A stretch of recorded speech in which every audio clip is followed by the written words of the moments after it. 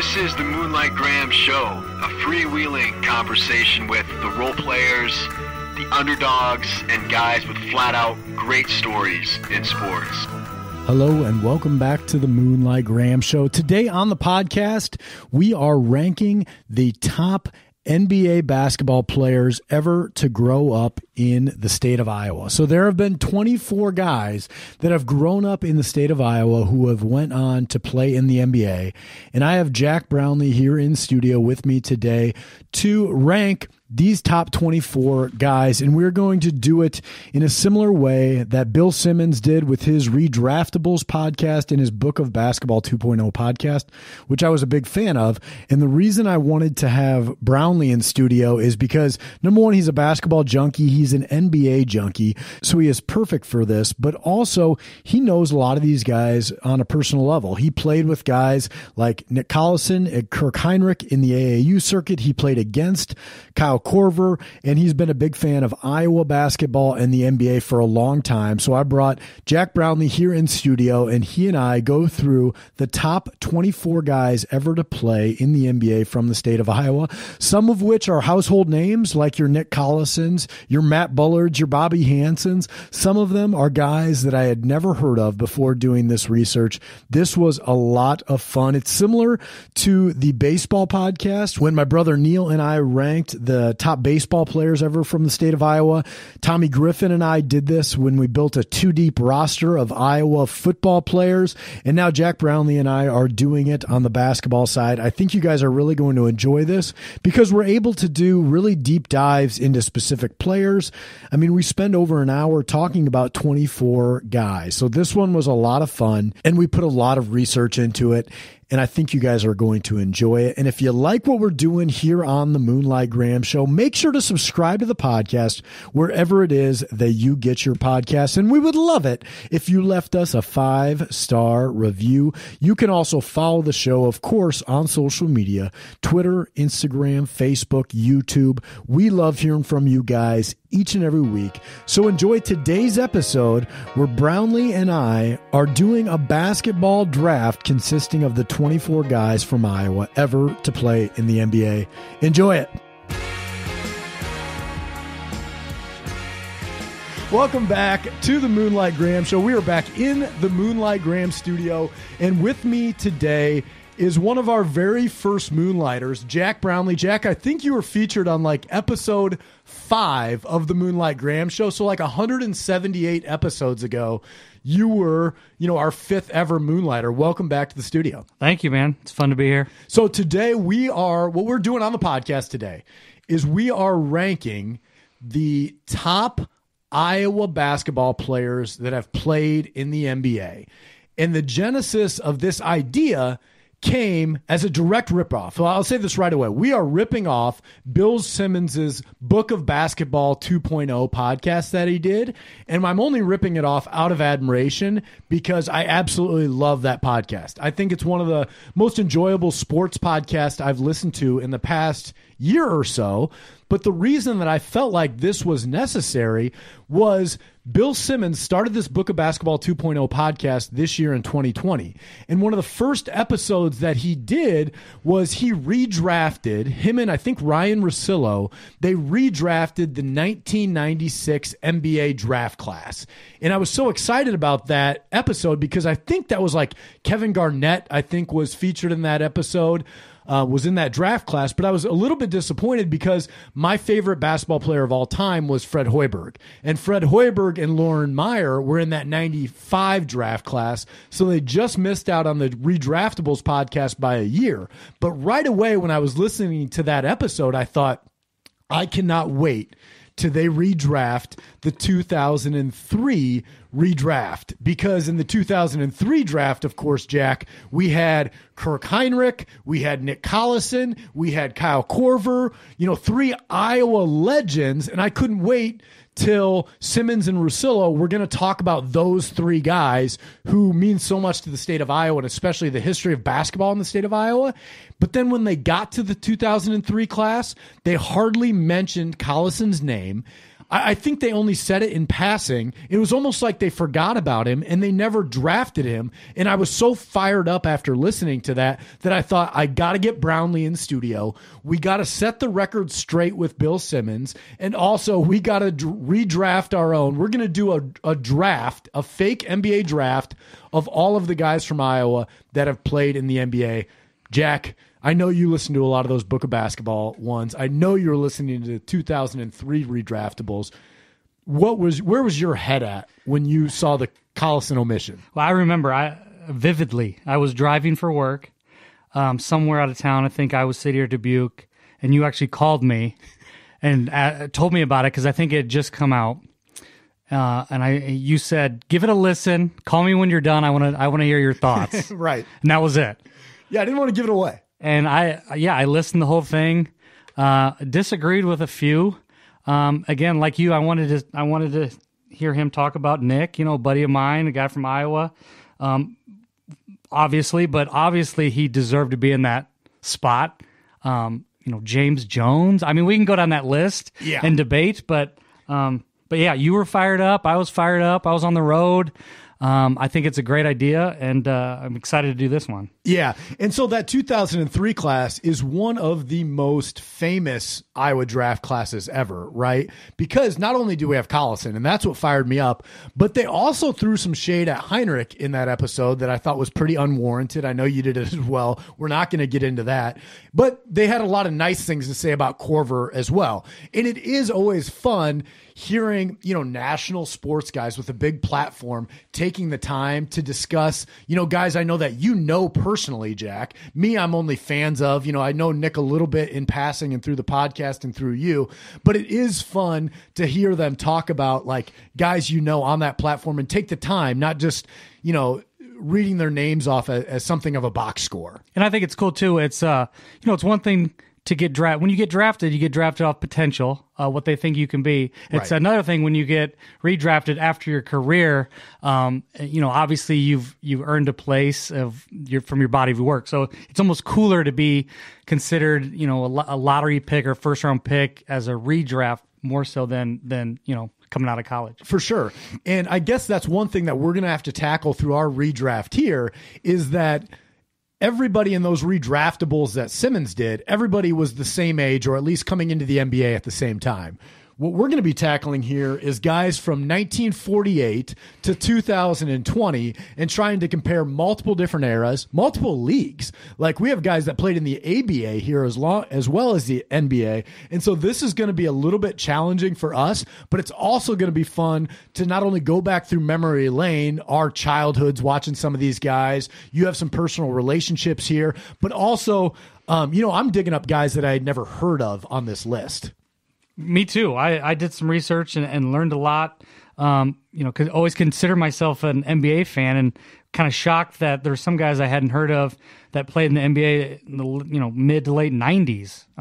Right. So it was fun to do the research. Yeah. So here is the list of guys. There's 24 total guys that are in consideration for our redraft here, and I'm going to go through the list starting with the first and going to today. So back in 1948, guys, if you're keeping score at home, that is, 72 years ago? Is that 72 years ago?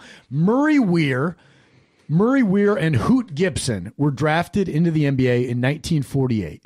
And then you had a 19-year drought till Bob Nedolicki was drafted in 1967 in both the ABA and NBA, and he ended up playing his whole career in the ABA. Then in 71, you had Dick Gibbs. 1973, you had Kevin Cunnert. 1974, you had Al Eberhard. 1983, you had Bobby Hansen. 1990, you had Matt Bullard. In 1991, the NBA draft, you had Brett Szabo come out, but he didn't make his NBA debut until 97. 1992, you had Matt Fish come out of college, but he didn't make his NBA debut until 94. 95, you had both Fred Hoiberg and Lauren Meyer. 1998, you had Rafe LaFrentz, Ricky Davis, and Ryan Bowen. Real strong year for Iowans. 2001, you had Dean Oliver. 2003, of course, you had Kirk Heinrich, Nick Collison, Kyle Korver. 2007, you had Adam Haluska. 2012, you had Harrison Barnes. 2014, you had Doug McDermott. And then in 2016, you had Jared Utoff and Marcus Page come off. And so, of course, guys, we are talking about when they're graduating from college here was what those years are relating to. But Jack, when you see that list of 24 guys, what's your first reaction to it? I guess I would have assumed Iowa had more than 24. I thought in the history, I was shocked that it was only 24, and some of these guys, had a very short stint. I also thought it's pretty cool to where Iowa basketball has gotten in the last 15 years. A lot of these guys at the top of my list came from that era. By the way, how old of a name is Hoot Gibson and Murray Weir? I mean, isn't that perfect? Right. But yeah, I think there's a good representation from Iowa State players, and yeah. So, of course, there's only 24 guys. And in comparison, when we did this for football, I sat down with Tommy Griffin to draft a 2-deep football roster on both sides of the football. We were considering over 330 guys from Iowa that have played in the NFL. When my brother Neil and I did this for baseball, we were considering over 220 guys that are from Iowa that have played in the major leagues. So for only 24 guys, it's pretty slim pickings here.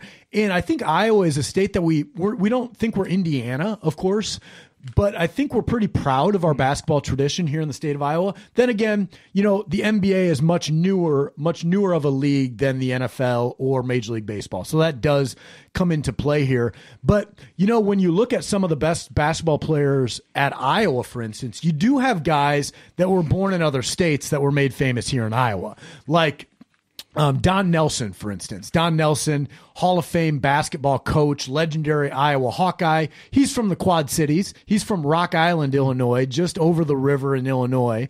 But kind of got famous playing at the University of Iowa. A.C. Earle's the same way. A.C. Earle's a Quad Cities guy over from Moline and was made famous by playing at the University of Iowa. I think a lot of people think those guys are from Iowa. Then again, you'll also have guys that were born in the state of Iowa but didn't grow up here, and we're not counting those guys as well. So guys like Luke Zeller, right? Luke Zeller is in the NBA right now. He has two brothers, Cody Zeller and Tyler Zeller. Luke was born in the state of Iowa but didn't grow up here, so we're not counting him. Same goes for like Nate Erdman. Nate Erdman was an NBA draft pick, born in Fort Dodge, Iowa.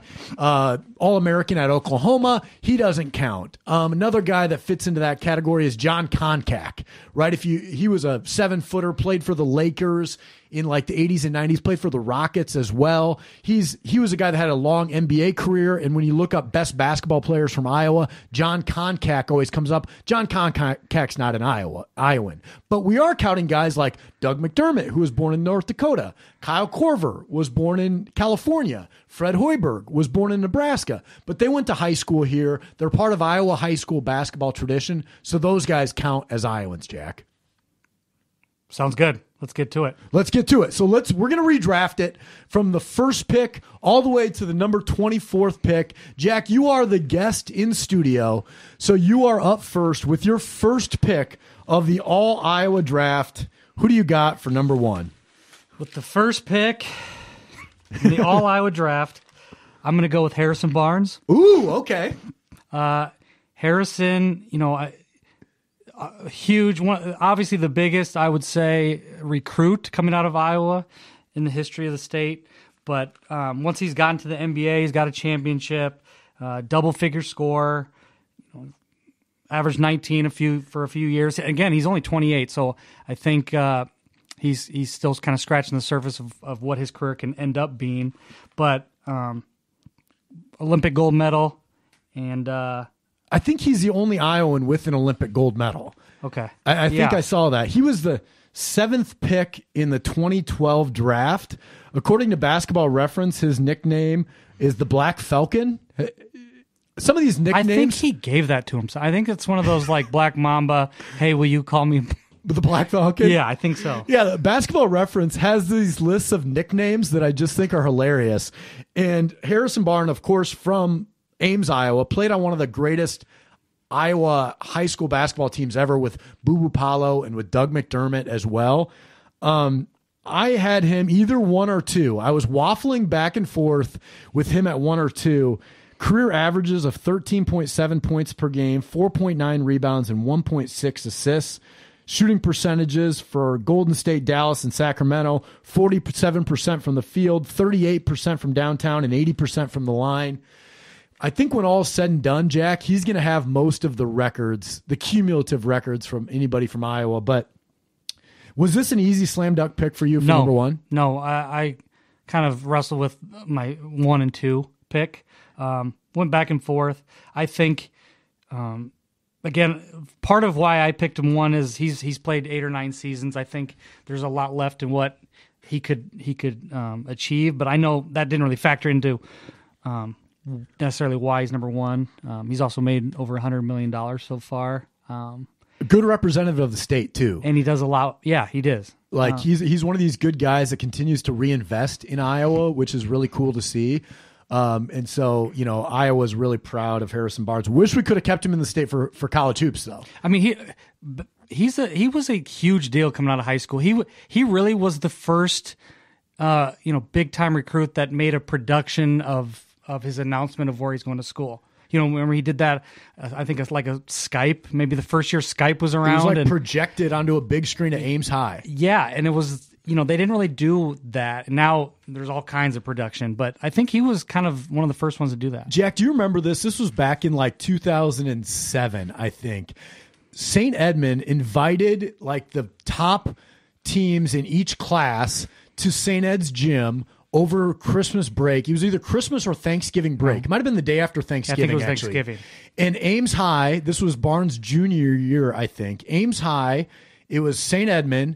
There was a 3A team. I can't remember who the 3A team was, and then like Newell Fonda or something in 1A. And they played a round robin at St. Ed's gym. I remember, I think you and I sat next to each other that day. And the thing was, you got to see this Barnes kid play. And I remember he jumped over. I was going to say it. My cousin Jonathan on a fast break dunk. And it was almost like that day. I remember Boo Boo Paolo was playing really hard, but Barnes was kind of sleepwalking a little bit or something. And St. Ed's actually gave him a really good game, really good scrimmage. And then at one point, though, Barnes got in the open floor and took off maybe from a step or two inside the free throw line and jumped over my cousin. It was incredible to see live. Yeah, I remember. I went in there and I wanted to really critique him a little bit. Just, this number 1 player, I just wanted to see what that looked like up close. And yeah, he was just, it was a Thanksgiving Day scrimmage against a little 2A St. Ed's. And I remember I loved his stroke and he was making a lot of shots. I wasn't in love with, his game, not thinking this could be a number 1 draft pick. And then, on that break, he found a different gear. Give it up to your cousin for wanting to take that charge. But it was, I remember there was probably like 50 of us in the gym, and it was silence for about 8 seconds. Yeah. Like, what happened? St. Ed's had not seen something like that since Collison blocked that shot off of you off the wall. That was the last time I had seen something in the gym that I was just awestruck by. There's only about 12 fingerprints on the rim at St. Ed's. You're right. And to see that. Yeah. John Flattery had taken a lot of charges in that lane, but he had never seen anybody fly like that before. So work on that charge drill in practice. Yeah. All right. Well, so Harrison Barnes goes number 1. I've got the second pick here, and I'm going to take Kyle Korver. So Kyle Korver from Pella, Iowa, has spent 17 years in the NBA.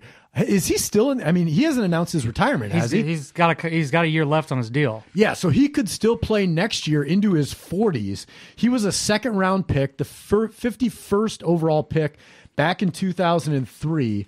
He was an NBA All-Star back in 2014, 2015. Career averages are 9.7 points per game, 3 rebounds, 1.7 assists.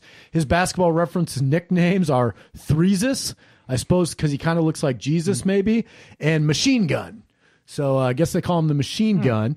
His career shooting percentage is 46% from the field, 43% from beyond the three-point arc, 88% from the free throw line. He's led the league in 3-point shooting 4 years, led the league in free throw shooting once. I mean, I was going to go, if I would have had the number 1 pick, I think I would have went Korver number 1. He's 4th all time in 3-pointers made, all time in NBA history. And I think the reason I would have gone to Korver number 1 is because he's so elite at something. Like even more so than Barnes. I think, Barnes is kind of really good at everything, but Korver is one of the absolute best ever at 3-point shooting and also at getting open. And really, Jack, if you look at the last 10 years of his career, so since he's been like 29 to 39, he has really mastered the art of moving without the ball and figuring out how to get his shot off so quickly. And it's almost like he set the mold for guys like Matt Thomas and Naz Long and all these other guys now that are coming into the league as shooters to just study Kyle Korver film and figure out that's your role in the NBA. Here, before I get to your thoughts, here are his shooting percentages from the 3-point line from 2010 to 2020. It's pretty incredible. Starting with 2010, 54%, 42%, 44%, 46%, 47%, 49%, 40%, 45%, 44%, 40%, 42%. Over an 11-year span. That is unbelievable. I mean, that's like the greatest. Him and Steph Curry and Klay Thompson are in a world of their own there. And you have to remember, he's shooting those percentages with the absolute scouting report of do not let him have any open air. Right. Like a lot of those shots, he's not even seeing the rim. The length is coming at him to basically make every other shot from that far with no room is insane. And I remember he shot like 58% from the corner one year or something incredible. Yeah, I went back and forth for one or two. His career is incredibly accomplished. I think what's really cool, he's played in 145 playoff games, so he's always been on a good team. And a lot of it is because of what he can bring. He's such a good shooter, but it's also because he's showed the NBA that how important role guys like him are, so their athletes can actually have some space to create. And I think one of his most impressive accomplishments to me is he made the All-Star game in 2015 at like age 34 or 5. Right. I mean, he does not move all that well anymore. If you watch him play, he runs like he's riding an elliptical. His hips stay at the same level, and he kind of is like shuffling up and down. But he's just become a master of of everything that the NBA is now. He eats right. He takes care of his body. He knows his role. And he does everything that he needs to do really well. And he doesn't try to do anything more than what he has to do. And you're right about good teams want a guy like Kyle Korver on the team. Like he's been well-traveled. Started in Philadelphia, Utah, Chicago, Atlanta, Cleveland, back to Utah, and then Milwaukee this past year. And it's really incredible for basically a 40-year-old guy from Iowa to still have such a big presence in the NBA, and not just on the court, but also he's a vocal leader about race issues and about all these other issues that our country is dealing with. Kyle Korver is kind of a spokesman for not only his team, but the NBA right now too, which is really cool. Yeah. I think again, Iowa should be proud that our top two guys are at the forefront of that movement and in terms of leadership and willing to speak out and just being good people. So that's really cool. Did you ever play against Korver? Oh yeah. How'd that go? He was always the best shooter in the gym, but even I'm sure he would tell you he could never envision a life of what he's made of himself. He played on a different AAU team than mine, the Salvation Army, and of course he played for the Salvation Army. And he was a really good shooter, but it's just a testament to work ethic. And I think the average fan obviously understands he's a good shooter, but the way he shoots, the way he comes off down screens when he's catching it in the air, he's turning in the air as he's shooting the ball. It's just incredible. He's fun to watch. I saw a couple of years ago, I was out in Denver, and I went to a Denver-Utah game when he was back with Utah. And he came off the bench, made 4 threes in a row, and then went right back to the bench. And when you see it live, how little time he actually has, and you just said it, moving while he's in the air, twisting his body while he's in the air, it was incredible to see. And he's a remarkable guy, because I wonder when the last time he dunked a ball in the NBA was. He probably had some dunks early on, but he probably has not dunked a ball in 10 to 15 years in a game. He may not have one. Maybe There's none. not a lot of opportunity. Who knows? Yeah. And that's not a slot shot. That's like a... Yeah, it speaks to like how good he is at his role, right? It's just, he's a remarkable guy to watch. Obviously, the number 2 pick there. The only NBA All-Star ever from Iowa is Kyle Korver. Jack, you are up next. Who is your third pick? All right, so my third pick, I'm going to go with Kirk Heinrich. Kirk, what did he play? 13 years in the league. He was drafted in 2003 in that draft we talked about, number 7. I had him 3 because career average 10 points a game. He played 11 points a game. He played in almost 900 games, 69 playoff games. He was on a Team USA that competed. He played with LeBron and Carmelo Anthony in the 2006, I think, maybe Goodwill games or something. Let's see, what else did I have for him? And the reason I have him number 3 is because, I grew up watching the Chicago Bulls. Michael Jordan, Scottie Pippen. We all did, yeah. It's an incredible franchise with his all-time ranks on that team is unbelievable. I wrote these down there. He's all-time leader in three-point field goals, all-time leader in three-point attempts, 3rd in games behind Pippen and Jordan, 4th in minutes played, 9th in field goals, 3rd in assists, 3rd in steals, and he's the 8th all-time scorer in Bulls history. That's incredible. Yeah, and he had a couple of years at his peak, like in 05, 06, 07, where he was averaging 16, 17 a game and 7 assists. Like he was a real force, and an all defensive team one year. Like, yeah, I was going to bring that up.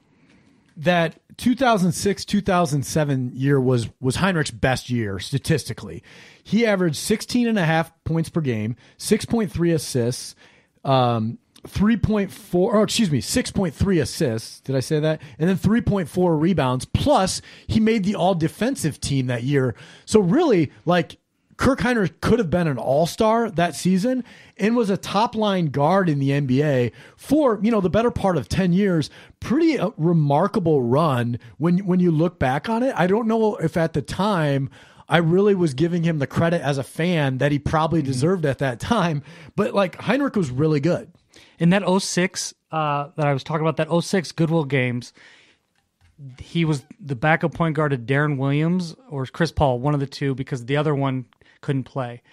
And at the time, think how good the NBA is with point guard play right now. Right. At the time, Kirk was like 3rd or 4th best American-born point guard in the NBA at that time. It's just, and yeah, you probably had like Steve Nash in there as well, but not an American-born guy. I'm trying to think of what other point guards would have been at that time, but like maybe Leandro Barbosa or somebody like that. But yeah, really good career. His Basketball Reference nickname, Captain Kirk. Jack, have you ever called Kirk Captain Kirk? I have not. No.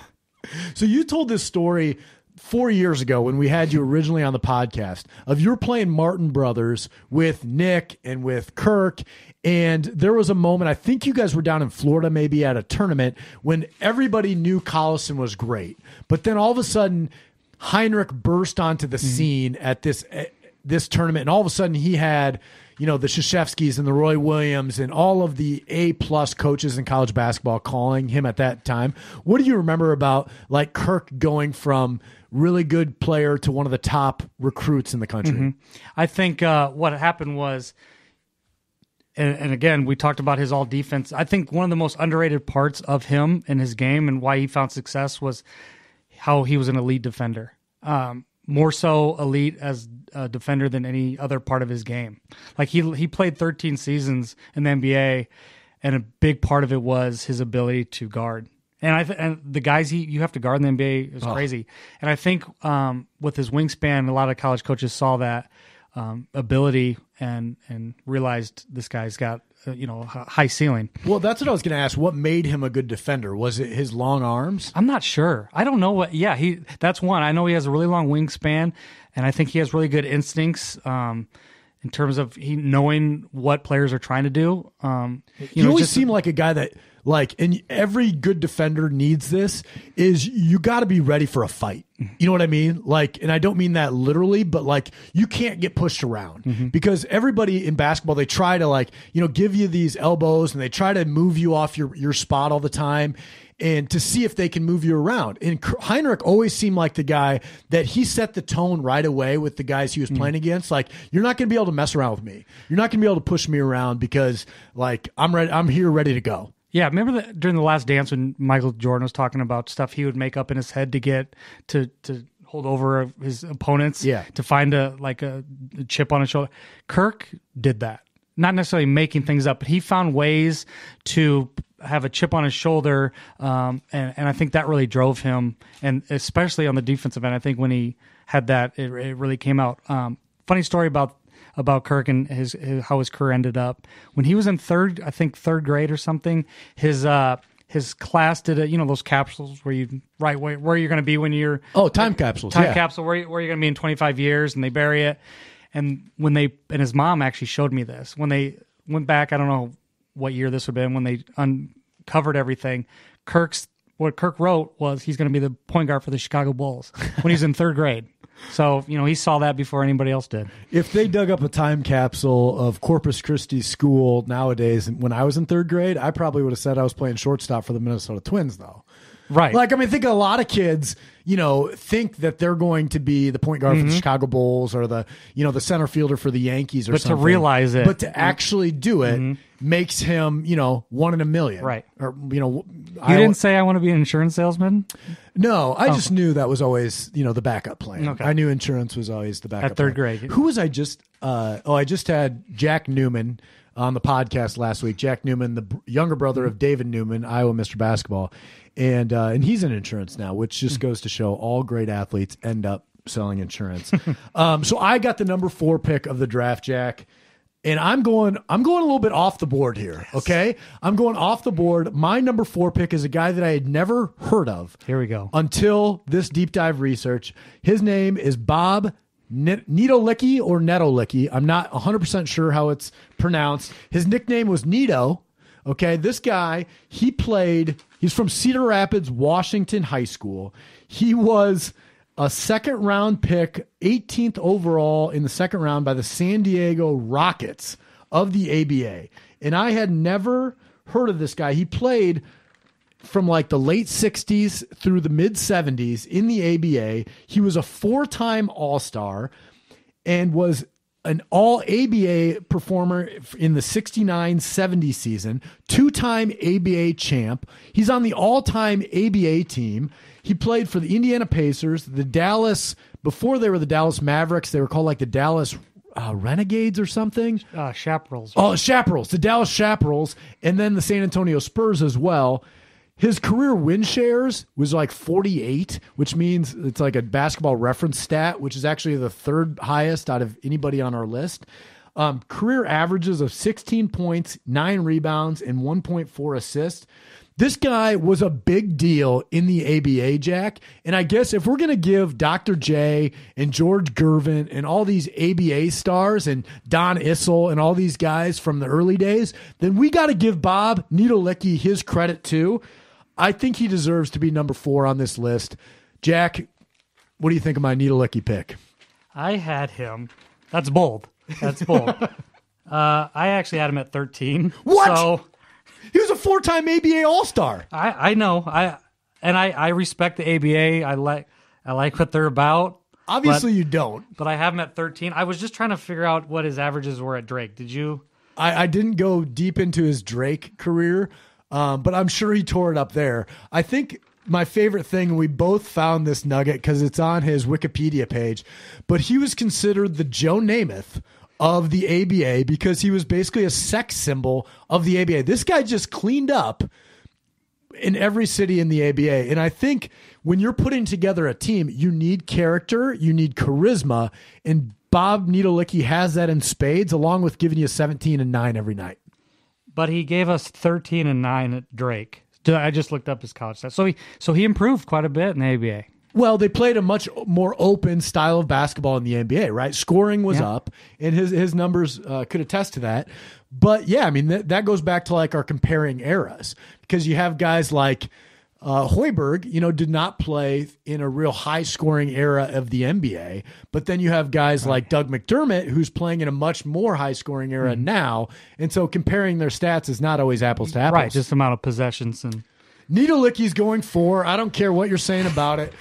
You got the 5th pick, Jack. Okay. My 5th pick, let's see here. All right. Well, I'm going to go Nick Collison. I had him at 4. Okay. But we'll move him into the 5th pick. Nick, again, from the 2003 draft, played with Kirk at Kansas. Nicknamed Mr. Thunder, played 15 seasons. Yep. One organization, the Seattle Supersonics and the Oklahoma City Thunder. Number is retired. The only thing hanging in that Oklahoma City arena is his jersey. I don't know if Needle-Licky's jersey is retired or not, but we could go back and look that up. Right. Because I think Nick's the only guy with an NBA retired jersey on our list here. Right. Yeah. Yeah, I think so, yeah. And Nick's he's got a, similar to Kirk, he played on the FIBA team in 2003. So he played with like Tim Duncan and Allen Iverson and Tracy McGrady. And so just coming out of college. So that's pretty cool, I thought. During his, what year would this have been? He averaged a double-double one year. He was close to a double-double a couple years.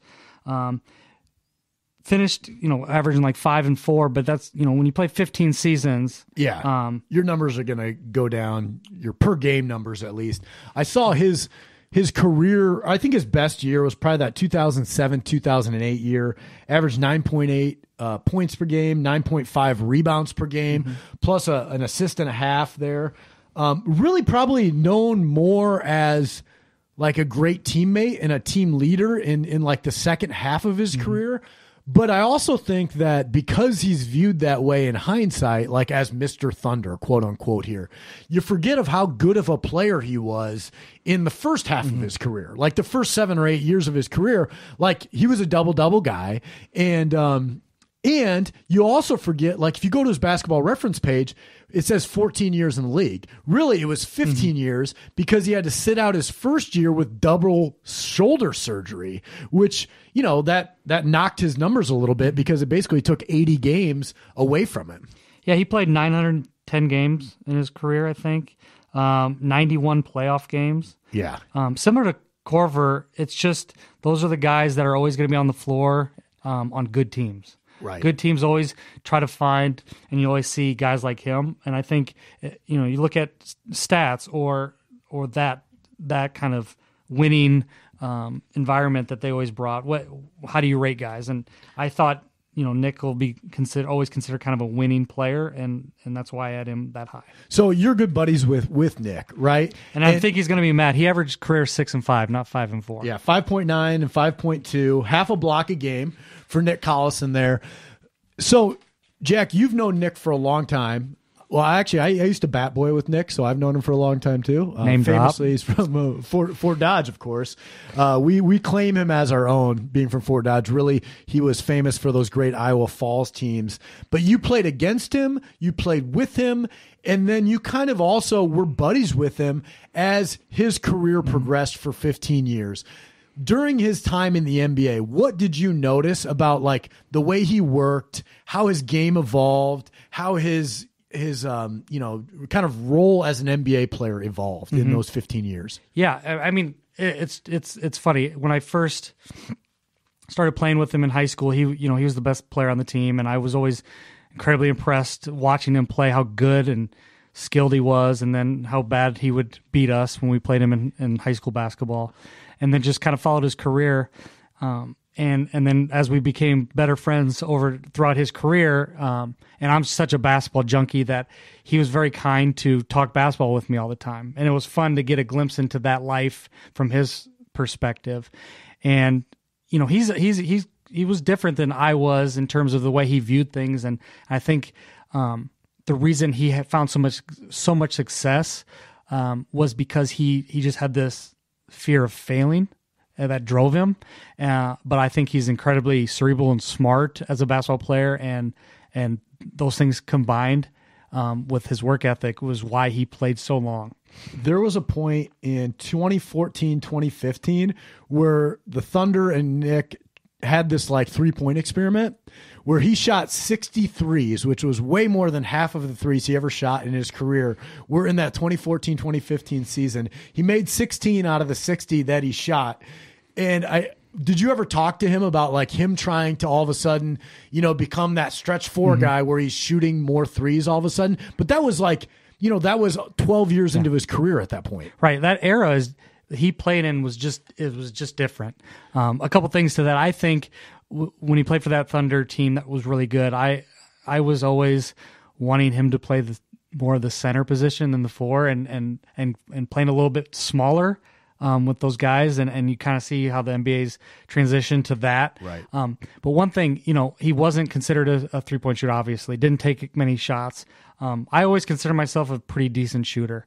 And one summer we were working out at Valley High School, and went around the world shooting 5 threes from each spot, and I couldn't beat him. I couldn't beat him, and it just told me like how good that next level of guy is. Do you think so? One thing they talk about on the Simmons pod is like too early, too late, right time. Do you think Nick came in at the right time for his career, or do you think maybe if he would have came out, say, in 93 instead of 2003, does he still have the 15-year career, or does in that early era, some other big guy like Arvydas Sabonis take his job? Yeah, I think he probably would be able to play in any era. It was just kind of the focus of growing up what he wanted to work on. It was the power forward, the center type. Right. I think he benefited in the era he played in for sure.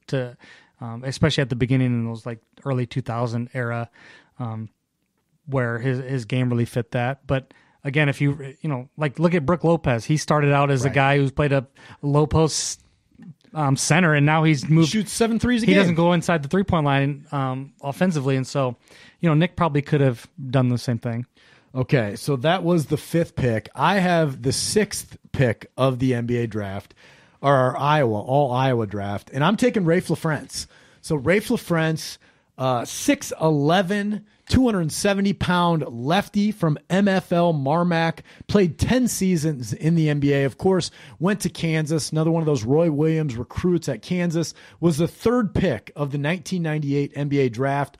Over his 10 seasons, averaged 10.1 points per game, 6.1 rebounds, 1.1 assists, and 1.6 blocks per game. His best season, Rafe's best season in the NBA came in 01-02, where he averaged 13.5 points per game, 7.5 rebounds, and 2.7, almost 3 blocks per game in that 2002 season. Did have 2 years shooting over 39% from downtown. So he was one of these early kind of movers on this big guy, skilled big guy. This is like in the more Arvydas Sabonis era, where like you had some of these skilled big guys at that time were really, really valuable to teams. And Raef was one of these guys where he could step out, he could pass well, and he could shoot well. Raef LaFrentz made 478 threes in his career, and that's a career that was marred by injuries, Jack. Like he had finger surgery, he had knee problems, he had shoulder problems. Like by the end of his career, he basically just had to retire to get his body right. Yeah, 3rd pick in the draft. And again, yeah, he was kind of the block shots at the rim, stretch the defense, shooting threes. I remember watching him in high school, when he was in high school, and they got beat at the state tournament. Really? Yeah, and Randy Coleman was our 7th grade AAU tournament team, and he brought that up during a halftime speech. We were playing against some big guy, so he brought that up. But yeah, we watched, and yeah, I think he was like the number 2 or 3 recruit in the country at the time too. He was unbelievable. Yeah, he was a big deal. He really he kind of paved the way of the Iowans going to play for Roy Williams. He was the first. So Cyclone Hawkeye fans, it's kind of his fault. Well, I mean, it's Raef LaFrentz, Kirk Heinrich, Nick Collison, Marcus Page, Harrison Barnes. Yeah, think of that. I mean, geez, that's like 5. I mean, obviously, it's 5 of our greatest basketball players we've ever had here in the state. And 4 of the biggest recruits, maybe the 4 biggest recruits ever. Oh, yeah. I would say so. Yeah, the top 4. Yeah, I mean, Rafe LaFrentz, it's kind of too bad that he had injuries mar his career because he still had a really good NBA career. I mean, played 10 years, averaged over 10 a game for 10 years.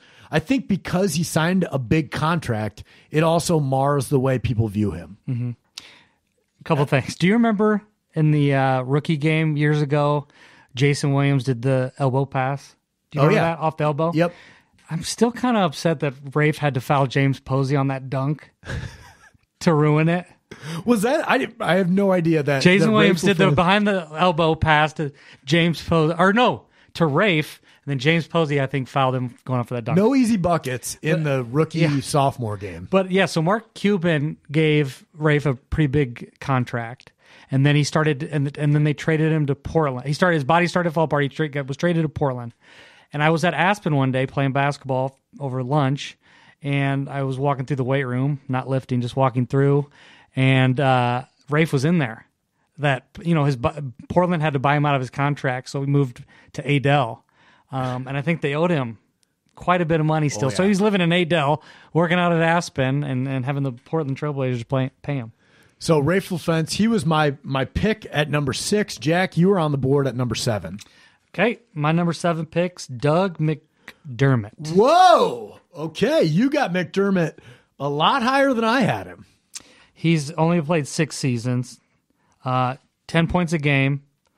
And, I think, again, I'm looking at ceiling, what he can be. I think we talked about it. He's a mold of Kyle Korver, so I think teams are going to want to keep him around as long as he's shooting a good percentage. And, that's he's definitely the 7. I'm correct on this one. So okay, he was a couple spots higher, not a lot higher than what I had him, but a couple spots higher than I had him. Of course, Doug McDermott from Ames High School, Greg McDermott's son, famously first round pick, 11th pick of the 2014 draft. Nickname on Basketball Reference is one that I think is actual nickname. McBucket? Dougie McBuckets, and that's a good nickname.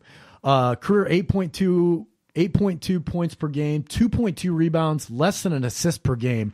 Not great numbers on the assist, and but similar to Korver, I guess. But when you remember him from college, and he was kind of a do-it-all guy in college, but now that he's in the NBA, he's a different guy. He's like more of that Kyle Korver role player guy like you talked about. 2020, this past year, averaged over 10 a game and shot 44% from the three-point line. Really is finding his home in Indiana. I think that's been a good fit for him because, I mean, he's traveled already quite a bit. Like he was Chicago, Oklahoma City, New York Knicks, Dallas Mavericks, find a home in Indiana here. So he could be one of these guys that sticks around if he keeps making threes. Yeah, stays healthy and makes threes. Like Korver, I didn't look at his stats, but I'm sure he doesn't have very many assists either. Right. Those guys are like, if they can come off a down screen and have 2 guys hedge at him, like that's an assist. Because it creates another guy to get open. Like they're not going to really have the ball in their hands too long. I was a little surprised he doesn't have better rebound numbers. And I think it's just this thing where I think of Doug McDermott as more of like, he was a big guy in high school. Early on at Creighton, he was playing the 4, and was in the paint more. Couldn't stop him on the block. Yeah, and now he is strictly like the shooter guy. But because he's 6'8", like he does have to defend some guys bigger than him every now and again now too. Right, yeah. All right, so that was pick number 7. I'm up at 8, and I'm taking Ricky Davis here. So Ricky Davis is who I'm picking. Ricky Davis from Davenport North, spent 12 years in the NBA, was the 21st pick in the 1998 draft. He's got some interesting nicknames off of Basketball Reference: Ricky Buckets, Grits and Gravy, and Wrong Rim Ricky. And of course, he got that Wrong Rim Ricky nickname from when he threw the basketball up on the wrong rim in order to get the rebound to get himself a triple-double. It's probably what he's most known for in hindsight from his career. Career averages in the NBA in his 12 seasons, 13.5 points, 3.5 rebounds, 3.5 assists, and 1 steal per game. like pretty good steal numbers. His best year in the NBA was 2002-2003, where he averaged 20.6 points per game, 4.5 rebounds per game, and 5.5 assists per game. Played all 82 games for Miami in 07-08. Was one of the first triple-double, or first one-and-done guys. Maybe the only one-and-done guy I can think of from Iowa, Jack. Famous Iowan. Right. First of all, I had him at my 5th pick, so I just overlooked him. He was at my number 5. Oh, you snooze, you lose. Played in 736 games over 13, 14 seasons. Only played 11 playoff games. Yeah, was on a lot of bad teams. Yeah, he was on a lot of bad teams. I remember he was on the Cleveland Cavalier team when they drafted LeBron, and he infamously said, they're just trying to bring LeBron in to help their guys that they have there now. Famous last words. Rick, when I was going to be in 8th grade, I went to my first overnight basketball camp, Future Stars in Decorah. I was with Joe Coolman, and Ricky was there, and he was a big deal. He'd already committed to Iowa, and I had never seen anything like it. He was Michael Jordan to me. They had like dunk contests every night before we went back to the dorms, and what he could do then, I was just unbelievable. 6'5", athletic in Iowa, athletic. Had a really good freshman year, and it's weird how a lot of Iowa fans were disappointed when he left. Like he came back and he was booed at a game, which says a little bit about Iowa, how we're not used to having guys leave early. Yeah, I don't know if he said some stuff in the news or something, but my guess would have been like Iowa is used to having guys stick around for 4 years. They almost took it personally, and the one and done thing was so. I mean, that was 98. That was 22 years ago. That was so unheard of at that time. Yeah. Iowa was like a jilted lover. Right. But yeah, he averaged like 19 a game a couple seasons, and he was in the Vince Carter 2000 dunk contest. I think he finished like 3rd in that. It's kind of a shame about Ricky Davis too, because he came into the NBA so early at a time when the NBA had like a really bad reputation. Like this was Malice in the Palace era, right? And Stern was doing a lot to try to like reframe the NBA's image at that time. And Ricky Davis was kind of caught in the middle of that a little bit. And it seemed like he gained maturity over the years to the point where like by the time it's 07-08, for Miami, he's 10 years in the league, and at that point, he's considered like a team leader, right? But he had kind of developed a reputation as a selfish guy from that triple-double and from him wanting to score all the time early on with like a Boston team and that Cleveland team, that it kind of hurt him, whereas later in his career, he played till he was in the G League when he was like 38 years old, because at that point, he had figured it out. He was mentoring young guys. He was a great guy in the locker room. He was a great teammate, but he didn't really have that when he was 21, but he did have it when he was 36, but he was a whole heck of a lot better player when he was 22 than he when he was 36. Part. Right. He just got a kind of a narrative, and it kind of stayed with him for a little bit. But I'm telling you, when he was in high school, he was dunking from the free throw line. I'll never forget the amazement I had watching that guy. Yeah. I wish I could go back and watch some of those Iowa games, because I remember at that time it was like the one and done thing was all over him. And I remember everybody's like, no way you can just come for a year. Like he's going to fail. Like it's almost like people in Iowa thought, like, oh, eventually it's going to be proven right that you should have stayed in school. Stay in school, stay in school, stay in school. That thing was so present with the Ricky Davis story early on. Yeah, it's just, way different coming from Iowa than some bigger schools that see that all the time. So that was the 8th pick. So what was the number 9 pick, Jack? Okay, so I got Bobby Hansen. Ooh, okay. Moonlighter. That really helped. Yes. I think a 10-season vet, champion, played 575 games in his career. From West Des Moines Valley, played at Iowa, played for the Utah Jazz, Kings, and Bulls. Hold on. Bobby Hansen went to Dowling. Oh, excuse me. Yeah, he led Dowling to one of their only basketball state titles in, I think, like 1980 maybe, if that's right. But anyway. Yeah, you're right. And he played with Michael Jordan, and that's kind of how I remember him. Right. From my age. But he double-figure scorer for like 3 or 4 seasons in the league. So it wasn't just a cup of coffee. He contributed. Yeah, he had a really good run with Utah early on in his career. He had like a really good 6-7 year run with Utah to start his career. And he was a starter, like just a regular starter for those Utah teams with Stockton and Malone early on there. His best year was probably in 87, where he averaged 10 a game, 3 rebounds a game, 1.4 assists per game in 87. Obviously won a title in his last year with the Bulls. Had those famous All-Sport ads. Remember those All-Sport ads? Who doesn't? With Bobby Hansen. Was also known as like a good wing defender. Earlier we were talking about Heinrich being a good defender. Bobby Hansen kind of had that reputation as well, where he had to guard guys like Dominique Wilkins and Clyde Drexler and Michael Jordan. And so he had a good reputation around the NBA because he was one of those guys to take on those challenges. And, he's been on the pod. So what is that? Is that your 9th pick there? I had him at number 8. But the 9th pick. Yeah, we're on 9th pick. You're on the 9th pick. So I got the 10th pick here. And actually, I had Bobby as number 11 on my list. So my 10th pick is going old school here. 7-footer from Dubuque Wahlert. Kevin Kunnert, not exactly. Kunnert. It's Kunnert. Yep. Was a Hawk. I think he was an Iowa guy. Dubuque Wahlert, the 12th pick in the 1973 draft. Career averages in the NBA of 8.3 points, 7.3 rebounds. Had his best year in the 75-76 season, where he averaged 13 points, 10 boards, and 2 assists per game. Had a really nice 10-year career in the NBA. He's my 10th pick of the draft, Jack. He was a lottery pick. Did you mention that? No. Yeah, 12th pick in the draft.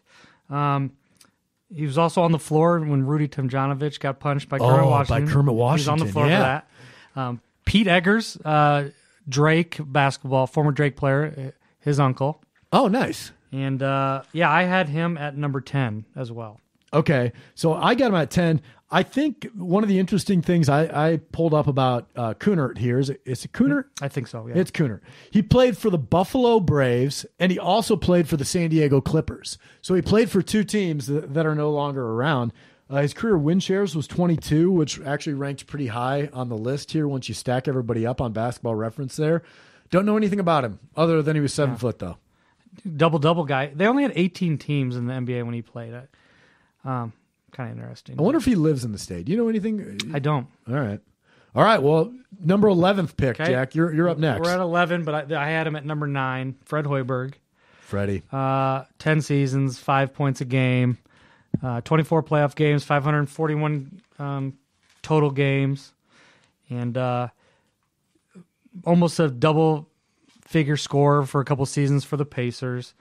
Just the prototype role player, shooter, good locker room presence, competed on the defensive end, and one of those guys that seemed to always be on good teams. So, like you did with Ricky Davis, I had Hoiberg higher here, and I skipped over him with Kunnert, but Hoiberg, I agree. The thing you forget about Hoiberg is he had to retire at 32 years old because of the heart condition, right? And he was just finding his role with the Timberwolves there. His last 2 years in the NBA, he shot close to 50% from the three-point line.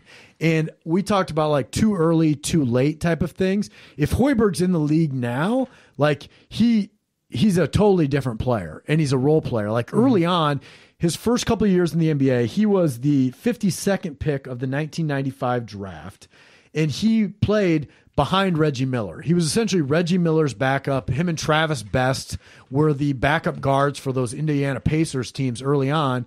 And then he got a chance to play more minutes with the Chicago Bulls when Tim Floyd went to the Bulls in the post-Jordan era. And he got a ton of minutes, but he was kind of playing out of position a little bit. He was playing like the traditional NBA two-guard spot with the Bulls, where he had to take a lot of shots. He had to guard the other team's best guard. He had to handle the ball a lot. That wasn't really what he was best at. Then when he moves on to Minnesota, obviously they have the big ticket Kevin Garnett in Minnesota, who got all of the attention. And frankly, they Kevin Garnett was dribbling the ball up the court a lot of times on those Timberwolves teams, and it allowed Hoiberg to more be the spot-up shooter that he was best at, coming off the ball, not having to put the ball on the floor so much, and his percentages went through the roof when he was able to play the position that he was supposed to play. And it's a shame that he had to retire at 32 years old, because once he found that role, he probably could have played maybe 5 more years as a spot-up shooter in the NBA, and really probably had his best years. It sounds kind of funny to say, but Hoiberg, similar to like Korver and other guys, that they're at their best when they play with good players. Right. And it's not, I mean, Ricky Davis not necessarily the same, but right. When Hoiberg when he has to be relied on to do a lot of those things like he did at the Bulls, that's not where he's at his best. But when he can be around other players and elevate their games from what he can do, if he would have been able to play a little longer with that Minnesota team, they had a really good team with Sprewell and Cassell, and they were maybe 1 or 2 seed in the playoffs. They had, I think, Troy Daniels was their point guard at that point. Terrell Brandon? This was after Terrell Brandon. There was a guy, I think, named Troy Daniels or something.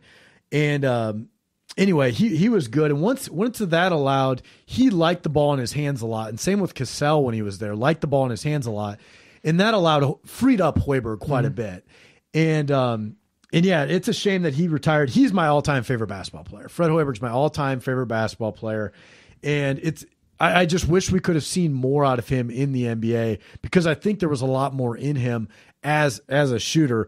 27.6 career win shares, which was really good, which is actually, it's double what McDermott's at right now. It's higher than Kevin Kunert.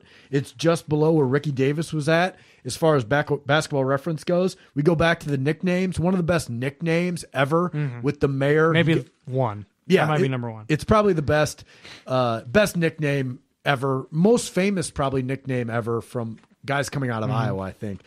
So Freddie Hoiberg, love you, Fred. He is, what's that? The 11th pick of our draft, which brings us to number 12. So number 12, I have Matt Bullard. As do I. I have Matt Bullard as my 12th pick. He was undrafted, okay? Originally from Valley High School, which we're sitting about a quarter mile from right now. Originally went to Valley High School, started his college career out at Colorado, where he averaged about 13 in a game for 2 years at Colorado, transferred to the University of Iowa, sat out a year, then played 2 years at Iowa, went undrafted. But what I love about Matt Bullard's game is this guy is 6'11", and he could fire it from deep. And he won an NBA title for those Houston Rockets teams with Hakeem the Dream and Clyde the Glide Drexler. Career 38.5% three-point shooter, had 3 years over 40%. Had his best year probably in the 1990-2000 season, where he averaged 7 points a game off the bench. Career bench player, didn't start a whole lot, but would come off the bench, could guard the bigs of that era, and also step out, shot 45% from the three-point line in that 99-2000 year. Played for Houston, Atlanta, Houston again, and then the Charlotte Hornets. Also had a year over in Greece in the middle of that run. Had a really good NBA career, Jack. Yeah, I think he's the color guy for the Rockets now. Oh. On their local TV. I think he's done that for quite a while. Have you ever met Matt Bullard? I mean, he's haven't. a Hawk, so nothing? Mm-mm. No, he's a Valley guy. He's a Hawk. You'd think you'd have an Aspen Gym story with Matt Bullard. I don't. Yeah, I had him at number, what are we at, 11? We're at number 12 right Okay, now. yeah, I had him at, I had him at 11. But yeah, I agree with all those things you said. So, number 13, I had Ryan Bowen. Yeah. And that I went back and forth with Bullard and Bowen. They're very similar, actually. Right. Stats, the length of career, kind of the Different role. players, though. Different players, but kind of brought one kind of a dimension to their team that they kept. He played 10 seasons from Fort Madison, I think. He played at Iowa. From Fort Madison. And averaged 3 points a game, but I think the biggest credit to him is that he played for 10 seasons. It really and doesn't have a huge strength that you'd say, that's the skill he's bringing. He's just tough, hard-nosed, worked hard, and did that at an elite level and carved out a career for. He is one of those guys from the late Tom Davis era that you remember, like a Jess Settles, like a J.R. Koch, like these really long guys, right? Just pressuring the inbounder full court press like crazy. That's what and pump faking around the. And was so annoying, but like mastered the jump pass, like the fake shot jump pass, mastered diving at every loose ball. Incredible motor. Probably I think it's a testament. I think he works in the NBA still today. Yeah. So like the guy is well liked. He knows his stuff. He played for the Thunder in like 2008 or 9. He's like 36 years old at the time. He lasted a long time. Yeah, his best year was probably in 01-02 where he averaged like 5 points a game, 4 rebounds a game. I think the one detriment is like he really struggled putting the biscuit in the basket. Mm-hmm. Like he's a career 20% 3-point shooter. You know, like that is poor. And that's like a thing in today's NBA where everybody has to be able to shoot now. And that's a thing where maybe 10 years ago, you could have a guy like a Ryan Bowen or like a Bruce Bowen, you know, no relation, where you could just do that one thing. Now those guys, they have to shoot 40% from the corner. Right now, you hide those guys in the corner on offense, and you got to make the corner three. Where 10 years ago, it wasn't as much of a necessary. Yeah, he played in the exact right era for him to last that long. But I think the interesting thing when I think of Iowans in the NBA, I think of the 03 draft with Heinrich, Collison, and Korver because all those guys had great careers. But he was part of that 98 draft where you had Rafe LaFrance, Ricky Davis, and Ryan Bowen. All those guys played for over 10 years as well. And I don't think we think of the 98 draft as much as we think of the 03 draft. Not at all, yeah.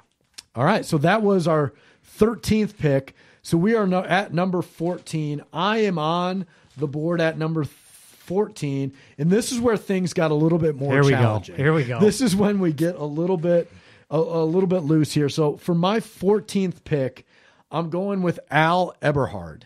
So Al Eberhard...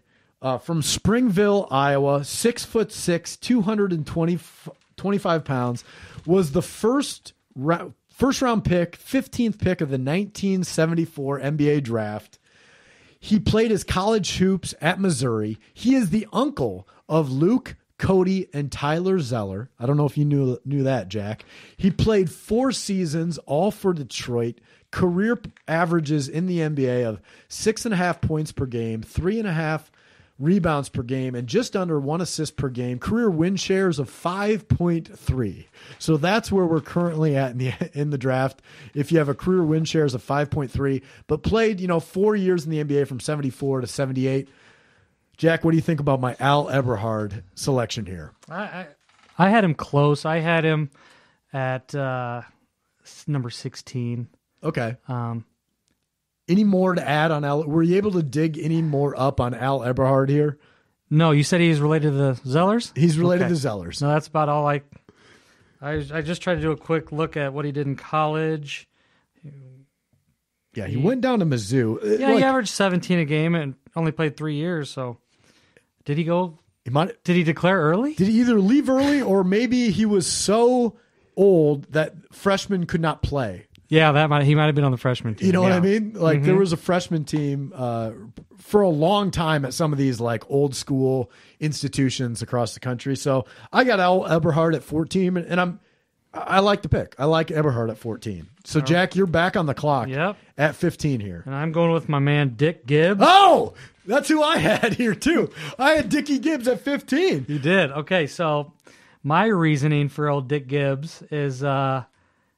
He's from Ames. Yeah. Went to JUCO, so I love that. JUCO first, so I can appreciate that. Then UTEP. Yep.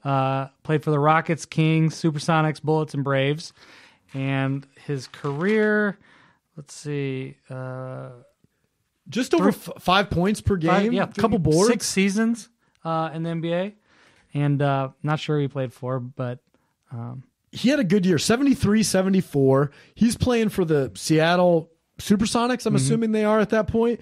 Averages 10.8 points, three rebounds a game at that point. Career 80% free throw shooter from the free throw line.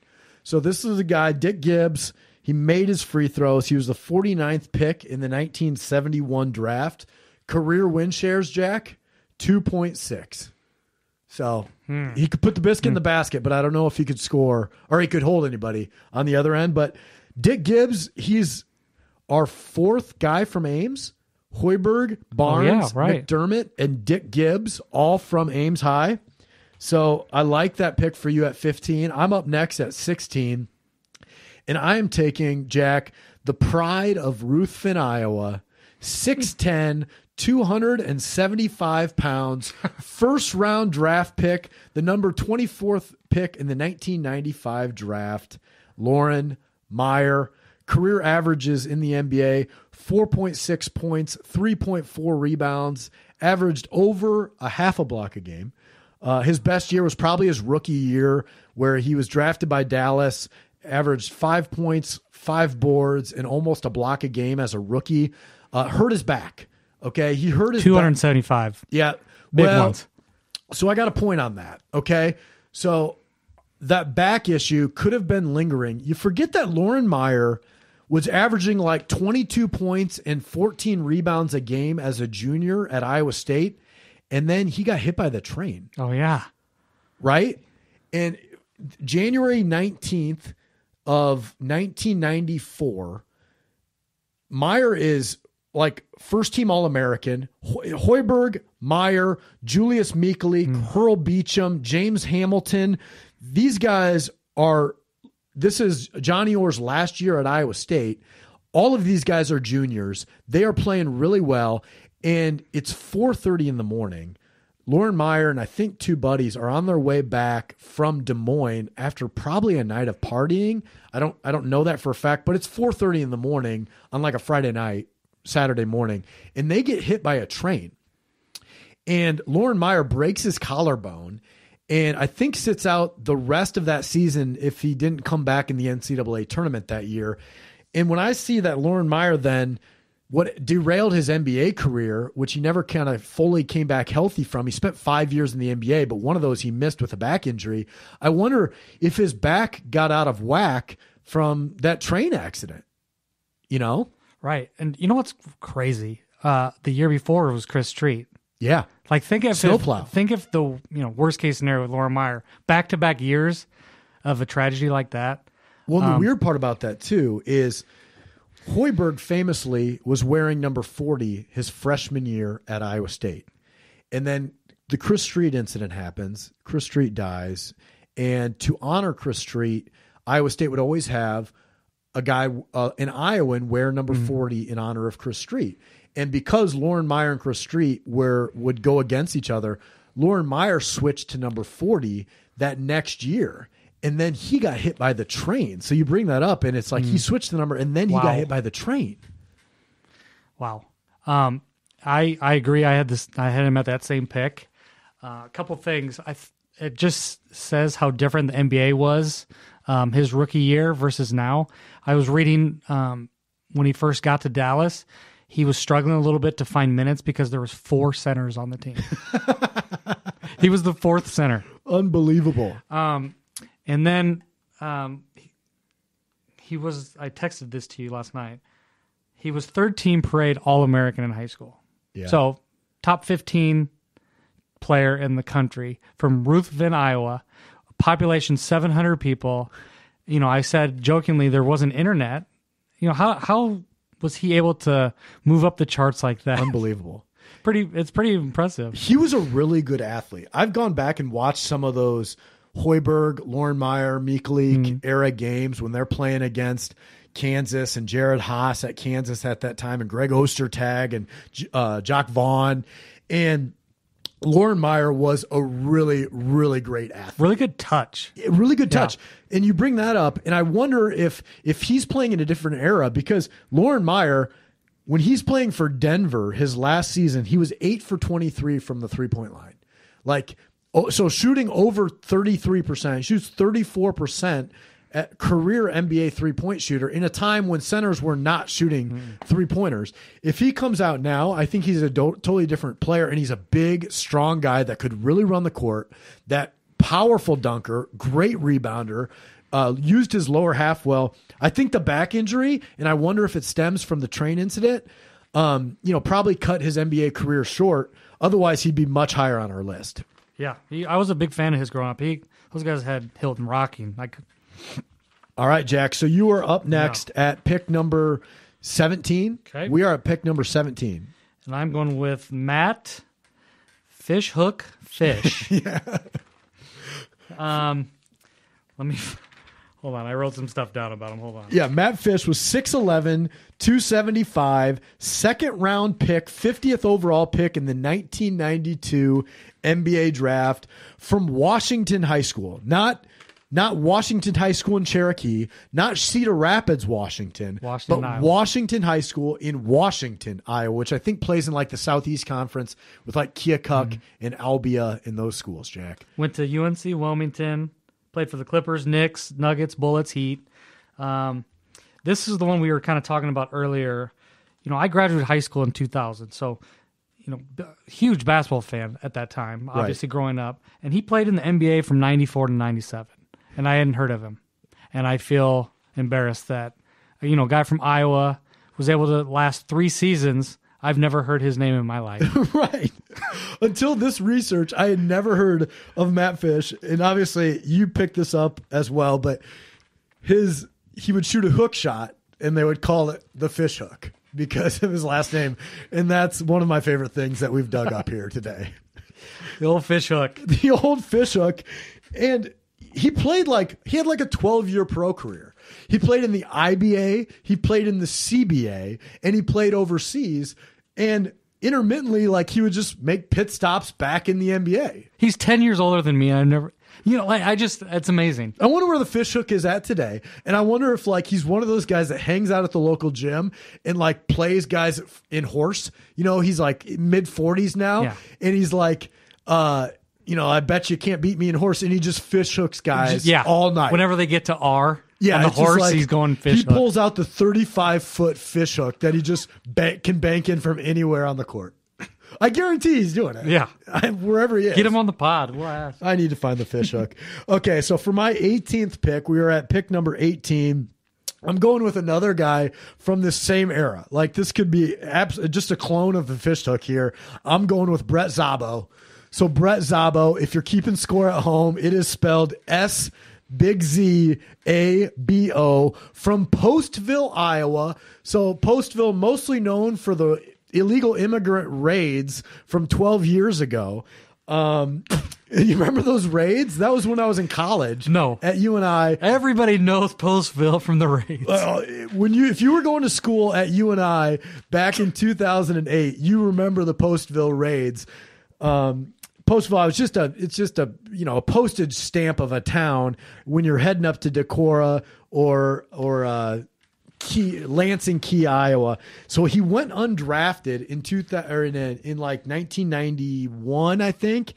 But he went to Augustana College, not the Augustana over in the Quad Cities. We're talking about Sioux Falls, Iowa, Augustana, 6'11", 230 pounds. Once again, one of these guys that played like 11 years of a pro career, but played 70 games for the Boston Celtics in the 1996-1997 season.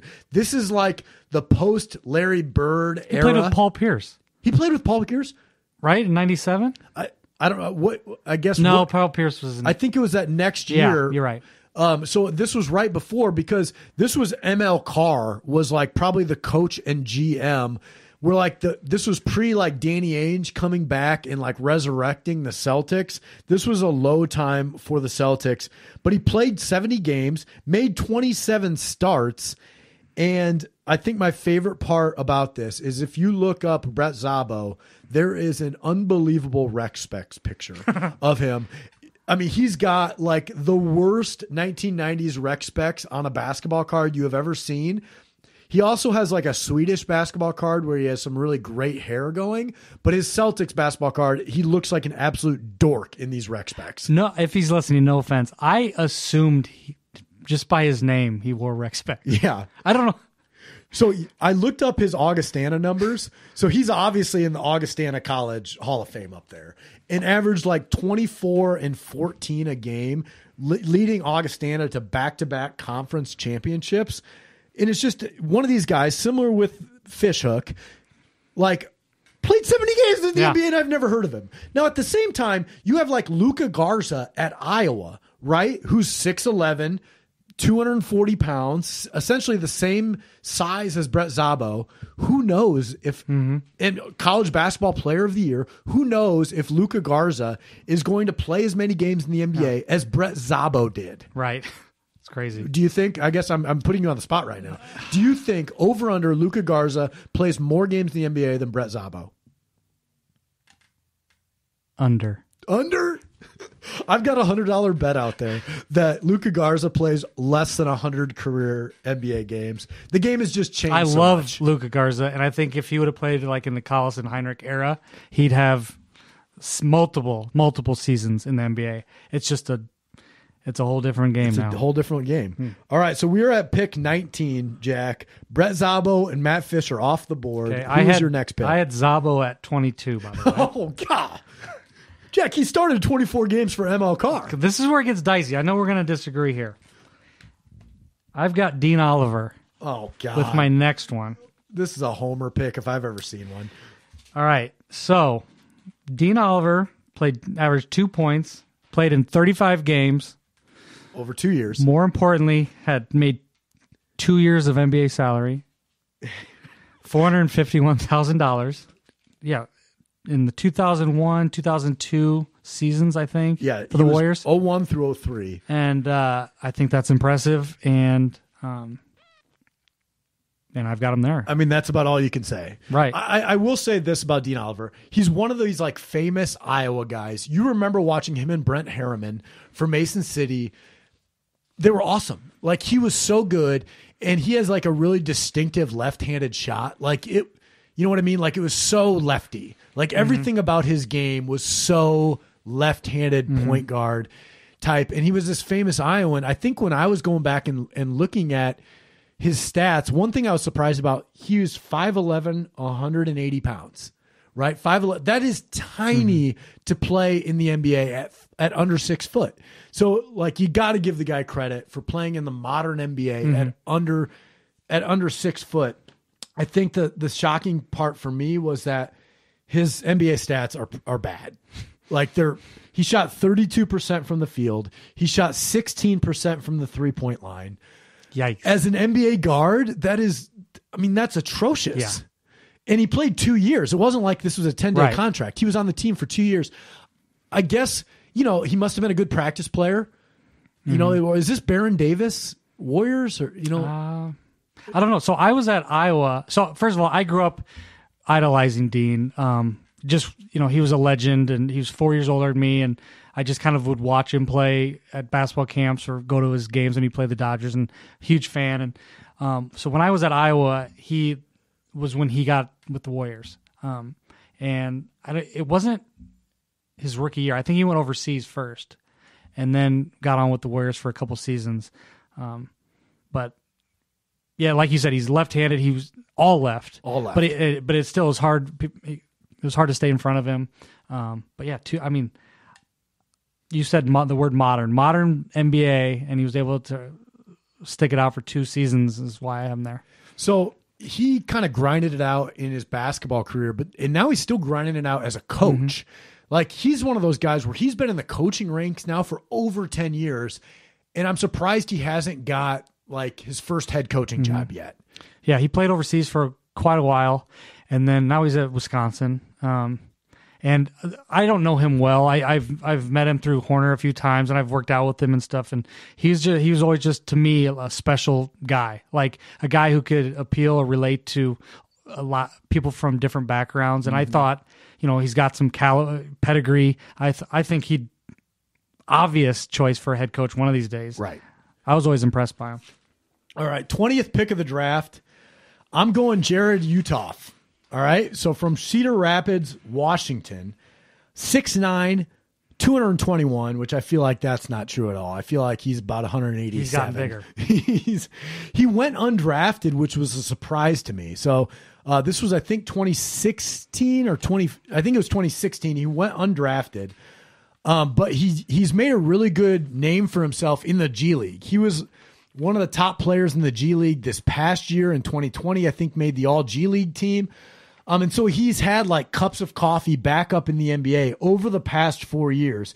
He played 9 games with the Dallas Mavericks in 2016, 2017, 4 games with Memphis this past year, and then 3 games with Washington this past year. He scored 59 total NBA points. So this is where we're at in the draft. 59 career NBA points. Did score 12 of those in 1 game for Dallas.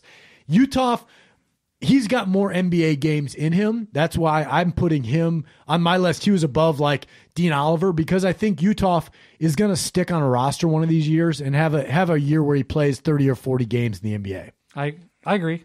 I think he's got a lot of potential. He's one of those guys where he's just so close that it's, he's not going overseas. He's sticking close to these teams, and I think it's pretty impressive to get as many 10-day call-ups as he's gotten. Why is it that he has not been able to stick, though? Because he's incredibly skilled, right? It doesn't seem like it's a skill thing. Is it athleticism, or he can't defend? Or well, I think what he did at Iowa, what he maybe does in the G League, isn't necessarily what he would do on the NBA team. So it's like, what role is he elite at? He's very good at being at a lot of things, but when he gets on that floor in the NBA, what's the reason he's out there for? Right. And I just don't know if that's defined. Yeah, maybe he's not as good of a shooter as he needs to be. But then if you're not at that level, then you need to defend, need to be elite at something else. You could be pretty good at everything and not make it, or just be elite at 1.5 things and make it. That's the really tricky part about this modern NBA. All right, we're getting to the bottom of the barrel, Jack. 21st pick of the draft. Who's your next guy up? Marcus Page. Okay. Another one who I thought would probably have a little bit more experience in the NBA, and like we talked about Utah, I think the reason I thought Page would is because he can shoot it, the 3-point ability, and just kind of his length. But he's, I think, over a span of 2 seasons, played with the Utah Jazz. Does really well in the G League, but he's young, very young, and I think, like with Utah, I think they both have some opportunities to stick and carve out a career. Yeah, he is. It seems like he has kind of chosen the Europe route instead of the G League. Like, he was doing the G League thing for a couple of years, and then I think he probably can make way more money. He's probably like we talked about Utah, where he realizes you can make quite a bit more. I didn't think about this till just now, but it's similar that Marcus Page and Dean Oliver were very similar in size, and that they're both left-handed. Mm-hmm. But I think they have much different games. Right. I think Marcus Page was way craftier than Dean Oliver was, and not as much of a driver. Page could really shoot it off the dribble more so than Oliver could. Get this for Marcus Page's nicknames on Basketball Reference: Picklehead and Second Half Marcus. Who is giving these nicknames? I think they make those up on that. It's got to be made up. But he has only played in 5 NBA games, has scored 12 career points, 4 for 14 from the field, 2 for 8 from the 3-point line, 2 for 2 from the free throw line for Marcus Page. It'll be interesting to see if he gets another shot at the NBA at some point, because he's little. But he was a draft pick. That was one thing, like we've talked about with Matt Fish and Brett Szabo and Jared Uthoff. These guys were undrafted.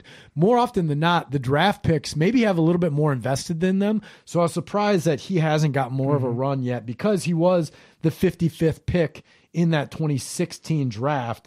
So, Jack, that was your 21st pick. I am up at number 22, and I'm taking my main man from Grandview, Iowa, Murray Weir. I've been talking about the size of Dean Oliver and the size of Marcus Page. Those guys are like 5'11". They're giants compared to Murray Weir, who was nicknamed the Rampaging Redhead and the Wizarding Weir back in 1948. 5'9", 155 pounds. Played his high school ball in both Grandview, Iowa, and then later transferred to Muscatine. Muscatine may have recruited him over when they heard Murray Weir was pretty good back in the 40s. Went on to star at the University of Iowa, where he led the nation in scoring at the University of Iowa. Was drafted in the 1948 NBA draft, where he made a name for himself, playing with the Tri-City Blackhawks, who were coached by, Jack, did you know? They were coached by Red Auerbach. Oh. Murray Weir played for Red Auerbach in 1948, played like 4 years in the NBA or the NBL at that time, but only one stats for one season that we could dig up. Also was a teammate of John Chaney, who went on to be a famous coach at Temple. So there's some credit there. I think Murray Weir is a name in Iowa basketball history that resonates pretty well. But like 5'9", 155, there's no way Murray Weir is doing much in the NBA in today's game. No, what year was it? He was, played from like 48 to 52. He was probably had a second insurance job as well that season. Yeah, he was selling insurance by 1955. Yeah. No doubt about it. That Tri-Cities Blackhawks is now the Atlanta Hawks. Right. Which I did not know until I was researching that. But yeah, he is, Murray, I didn't know, I've never seen highlights of him, but he was definitely a first-team All-American at Iowa, like you said, led the country in scoring. So I would always see his name on all the lists in our media guides and stuff. Right. So. All right, so we're at pick 23, Jack, and we have two guys left on the board. I'm going with a Moonlighter, buddy, Adam Haleska. He played he was the 42nd pick in the draft, played a season for the New Orleans Pelicans or Hornets, I don't know what their name was then, and then was traded to the Houston Rockets that season. Didn't appear in a game. Never played in an NBA game. But I have him. I actually thought about moving him higher above Marcus Page and Murray Weir. And the reason for that is like I said, he was on a team for a season. He was drafted 42nd. I mean, fairly high. And the team thought enough of him that gave him a full guarantee contract for a season. So it wasn't like he was up and down. They liked him for 10 days and they sent him back. Like they really liked him in camp and gave him a full contract. Again, he didn't dress or appear in a game, but he earned that full NBA paycheck. Right. So that's where I got him. Is the kind of confusing one, right? Because he was on an NBA team for a whole year, but because of injuries, never played in a game. And so I didn't know where to put him on this list because I would have obviously had him over Hoot Gibson and Murray Weir. And frankly, I probably would have had him over Dean Oliver. No offense, Dean Oliver, just because I always do the what if game with Haleska's career a little bit because you remember him. And maybe this is just the Iowa boy in me, but I remember how elite of an athlete he was. And it seemed like he was just coming into his own as this polished basketball player as he was wrapping up his college career, where he was averaging over 20 a game at Iowa. And if that guy could have figured out a role in the NBA, you could see him sticking around for a long time, hitting corner threes, defending really well, jumping out of the gym. I could envision him having a Chase Budinger type NBA career. I think, especially with this, Utah, Marcus Page, Haleska, even Ryan Bowen, the difference between them and Ryan Bowen, Matt Bullard, a lot of it, we talked about this as a thin line. A lot of it is the situation, right? It's above what they do on the floor. It's the culture, the team, the direction, what they need, the personnel. So many things factor into having a career in the NBA. And obviously those guys are good enough, but a lot of times it's what's the fit? And Ryan Bowen found a right fit. Matt Bullard, 3-point shooter, playing with Olajuwon, so much of it is just situational. Yep. Okay, so the last pick of the draft, our 24th guy is Hoot Gibson. I got Hoot there too. Oh, Hoot Nanny Gibson went to Roosevelt. He's our only Roosevelt Rough Rider on the list. Played his college ball at Creighton.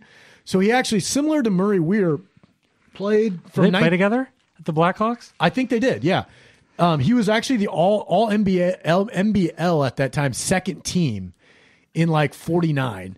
So we're giving Hoot no credit. We have no idea what to base this off of, right? I mean, we just have no idea what the NBL even was, the level of competition. I have no idea. So sorry, Hoot. But he played 4 years in the NBL/NBA, whatever you're calling it. We only have stats for 1 year.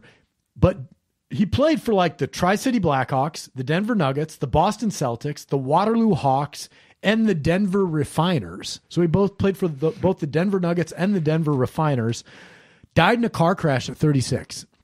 Okay, so, he could be out there right now hooting his story all around, but, he's probably forgotten about because he died in that car crash. Once again, I have no idea. Guy could have been 6'11", unbelievable athlete, could have played in the modern era. I'm envisioning him as, 5'10", 160, and just all right hand and can't make a jump shot for his life. That's what I'm picturing. Kind of looks down when he dribbles. Yeah. But then again, there could be some Red Auerbach interview out there that tells me if it wasn't for Hugh Gibson, there is no Bob Cousy. That could exist somewhere too, but I just have no idea. So Jack, that's the draft. We did it. That is the 24 guys that were raised in the state of Iowa that have played in the NBA. Before we wrap things up though, I think we need to cover the just misses, because there have been a lot of guys that almost made the NBA. There's been a lot of guys with a similar story to Adam Haluska almost. Haluska though was paid by the NBA team, but there's been a lot of guys that played in a top European league, played a long time in the G League, played a long time in the D League. Got a call one time from an NBA team and they were the next guy up, but it just never happened for them. So who are your list of near misses, Jack? I've got. So essentially this is the best Iowa basketball players that never played in the NBA. Just a couple: Jeff Horner, Greg Bruner, Peter Jock, and I think that's. Do I have any others? I think that's it. All right. So Horner obviously had a good run with the Iowa Energy at the time. Greg Bruner played 10 years overseas. Another Moonlighter, was probably right on the verge. Probably at one point was better than a lot of guys in the NBA. Peter Jock. So you coached Peter Jock. Mm-hmm. Is Peter Jock going to get a crack in the NBA? He's playing overseas now. I think he's really close. I thought he's one of the best shooters I've ever seen in person, and so I thought that skill of his, and he's 6'6", was going to be able to at least get him an opportunity, a 10-day situation. And I think maybe defensively is what is keeping him from that. But I think I thought he was really close. The other guys I have on my just missed list, and I'm sure there's a million of these out there, so let us know who we missed. But I also have Jess Settles. Jess Settles, I don't, in hindsight, don't remember how close that guy was to the NBA or not. I know before injuries started to take a toll on him, he was, thought of pretty highly in the college game at least. So I'm sure he was close at some point. He was 30 though when he came out of Iowa, right. So that didn't help. I also have Chris Street. Chris Street probably would have played in the NBA if tragedy didn't strike. Gary Thompson. So Gary Thompson was actually, we were talking about this before we went on air, but the Roland Rocket, number retired at Iowa State, All-American baseball and basketball player at Iowa State, was the conference player of the year in the Big Seven over Wilt Chamberlain.